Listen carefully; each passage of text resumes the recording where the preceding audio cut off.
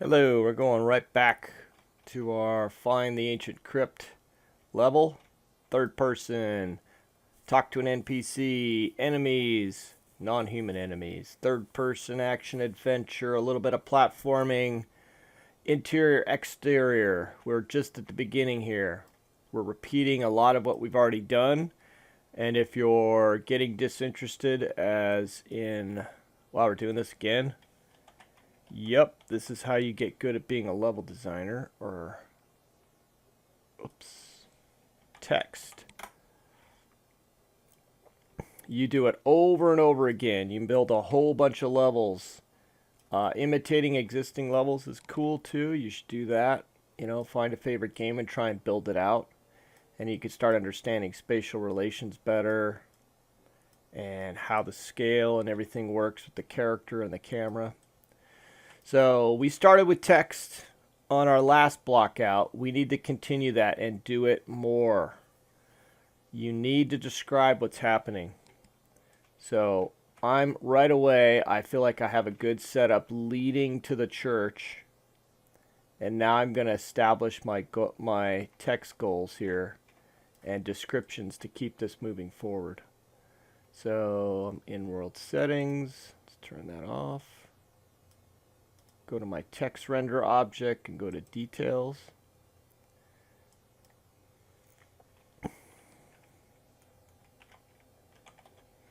So my hero's name is Caitlin.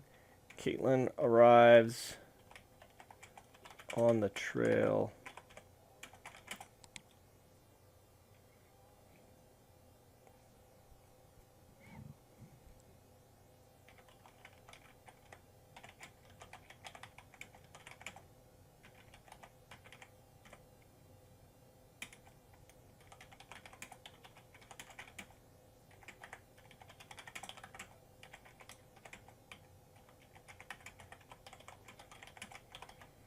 All right, I typed out a little description here, and it looks fantastic.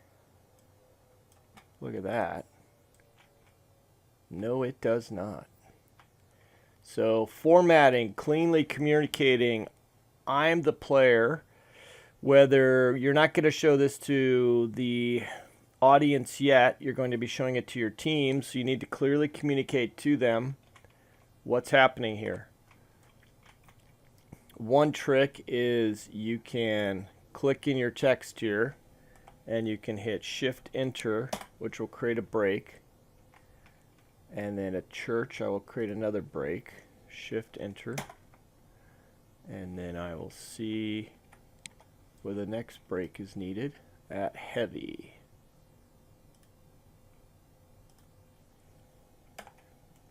Shift Enter. Alright, that's nice.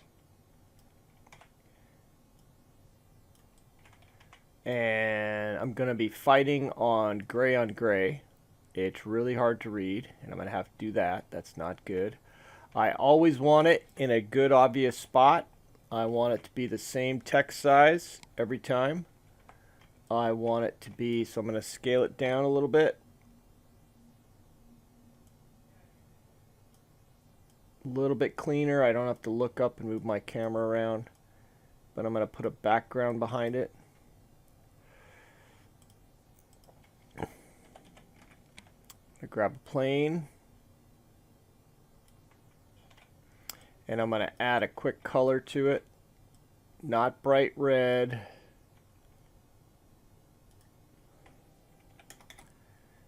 Not royal blue. I'm going to add something a little more subtle.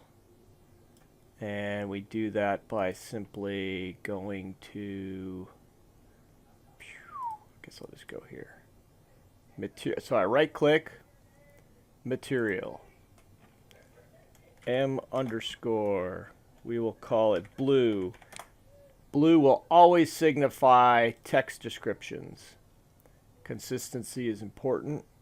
So this is empty right now, it's just black. Drag this out. Type in constant.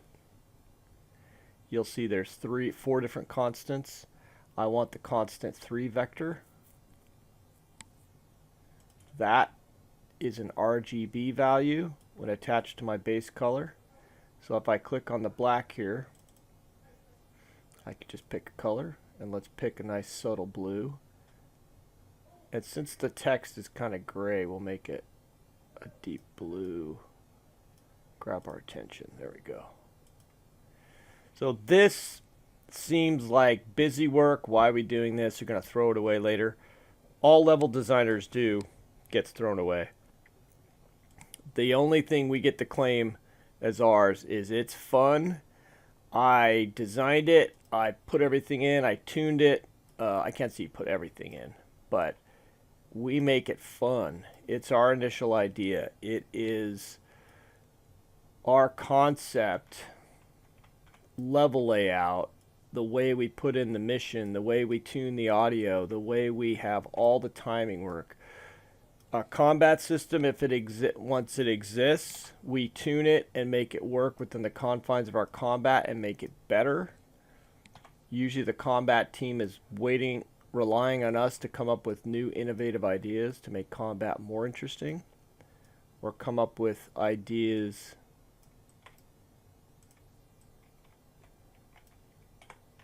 that they can improve things. Okay. Grab both of them, put it down a little bit. That does have collision, so I will make this plane not have collision, which we look in details, click on collision.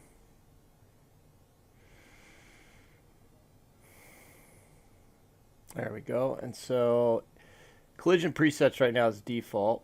We'll just say no collision. And this is just our local, in our level plane. So what we're doing in here is only going to affect what's in this level. It's not going to affect the whole project. All right.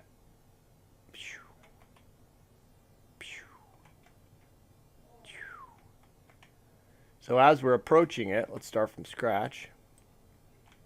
Probably start a little bit back there. I really need to make this bigger.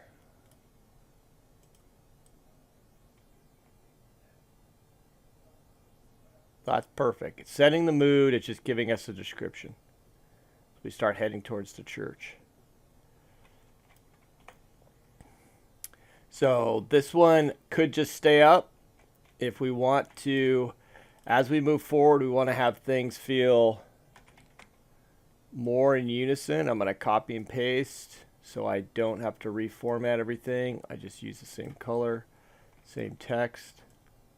And all of these little pop-ups, text, are critical because we won't have systems and we won't have gameplay a lot of the time. You need to describe it and put it in. So for this to be effective, we could, instead of having all the text overlapping and up in our face, to feel like you're making a little more progression,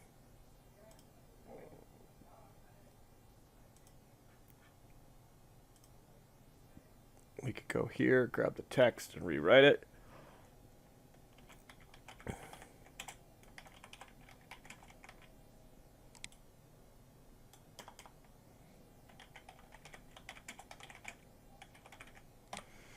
Ominous voices carry on the wind. So instead of making my box bigger and adjusting that over and over, I think I'm going to just put it up and do a shift enter and adjust the text like this. So it's easy to read, it fits in our box. And so now I'm going to test how it looks. And then I'm going to hide it and make it appear. So I'm going to take both of these. And this is the easiest way to do this. We're going to, first we need to create a trigger. So I'm going to go trigger, grab a trigger volume. And when I talk about polish and making things clear to understand, we want to approach this at the right time, at the right angle, and see it appear and hear it. So I could go out and find ominous voice audio, which would be very cool, and you could reuse it throughout the level if it's important. you could certainly do that. So one thing to note is I could walk past this accidentally. So this needs to be big enough to not let me accidentally miss it. So now what I want to do is hide these. And if I go to details, I can type hide. So I want an actor hidden in game, yes. Same at the box. Actor hidden in game, yes. So now let's check it. They're hidden. So one important thing you might be ignoring right now is you might be throwing in a whole bunch of stuff at the same time and trying to do a whole bunch of things without checking it. My deliberate, constantly playing the game and checking it is absolutely 100% what you should be doing.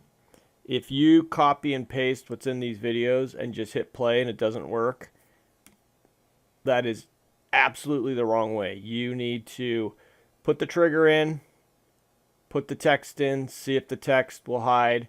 If you're not seeing the trigger work, I'll show you how to do that really quick. So now I have my trigger. I'm going to go to my blueprints, and I'm just going to go to my level blueprint. So this is the main script that's just affecting my level. Now we have this selected, the trigger. Back to the level blueprint. Right click, add event. So if I check this box, it finds some quick shortcuts. Add event, collision, on overlap.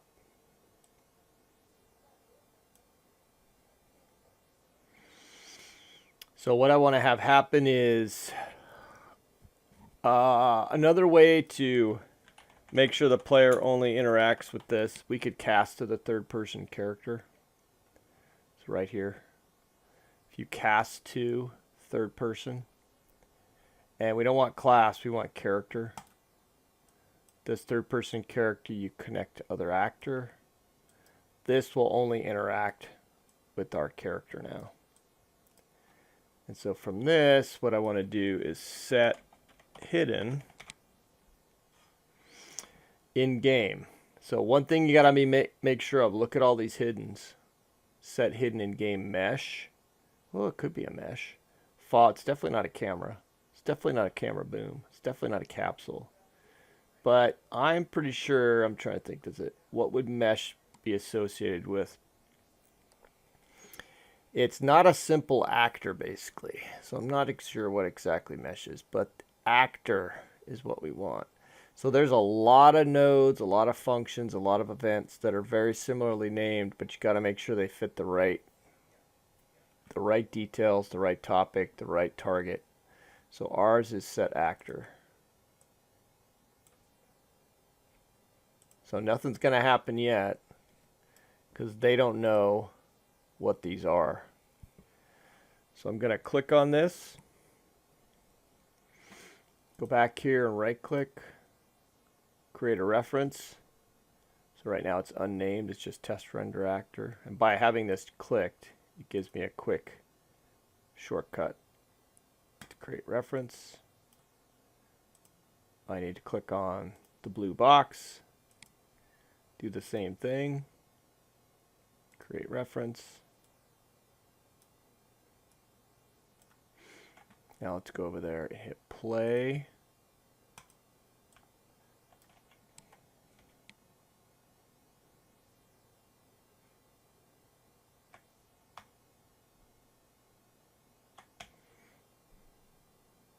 Could just leave it up once and continue on. Or if you want to leave it and not have it stay up forever, which right now doesn't seem like a big deal, but when you have let's say the ground's down here, there's going to be a lot of things appearing. So that's not going to be cool, and they're going to overlap and make it feel messy. So I'm going to select the trigger again, right click, add event, collision. This is end overlap. Now overlap is a form of collision. It's different than on hit.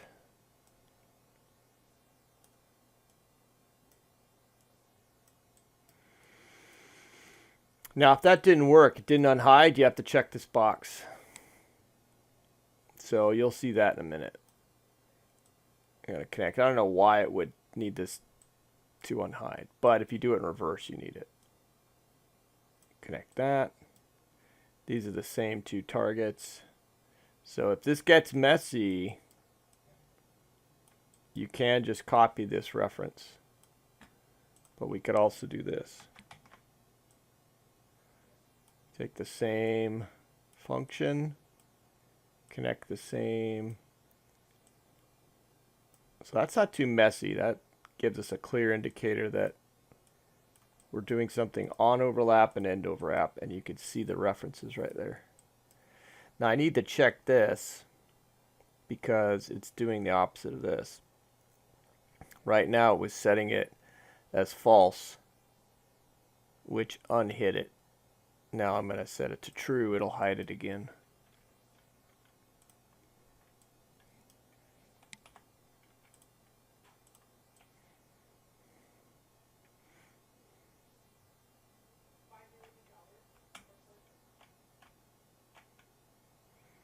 Perfect.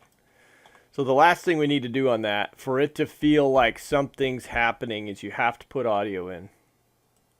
And that is not a big deal. You need to find a short clip out on freesound.org or something like that, and just put in a very simple clip. You could find them out there, download them as a WAV 16-bit. We've looked at this before in other modules. Gotta download it. And, oh, it's only playing on my speakers. It's okay. It's not on my headphones. I'm going to use this bleeps. And every time I interact with something, I'm going to use this through the whole game. I'll know something's happening and I'm going to look around. Or I'm going to feel satisfied that I completed something. So I'm going to go back to my script. And I'm going to say play sound 2D. That means it'll play everywhere. So do I really want that playing when I go in and out of the box? We'll see. So it's called beeps. So it's looking for that. We just type in, well, it's right there, bleeps. Now connect it to both and see how it sounds. If it's too obnoxious, we'll just have it on the enter.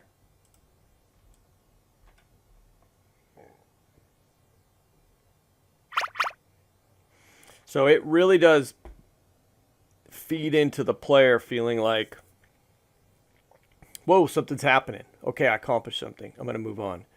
So you open the gate, you hear, or you hear, do-do-do-do. So you could have a victory for everything you do that's completed, and you could use it everywhere.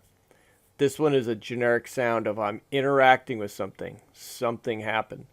You don't need unique audio all over the place. For our blockout, you could probably do 5 or 6 sounds. Well, you could do 3 to 6 sounds, and it would feel very interactive. Might be a little obnoxious. It's turning off, just because that seems kind of insignificant. We want it only to turn on and sound that way because we know something's happening, so we'll disconnect that. All right, from this point on, it really is, let's save all. It really is filling your level and going from point to point. So next I would be take this exact same thing and copy paste it over.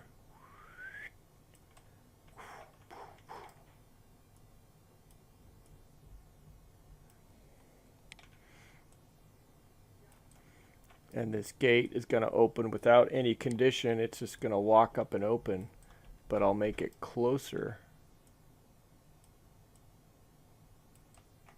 to the gate.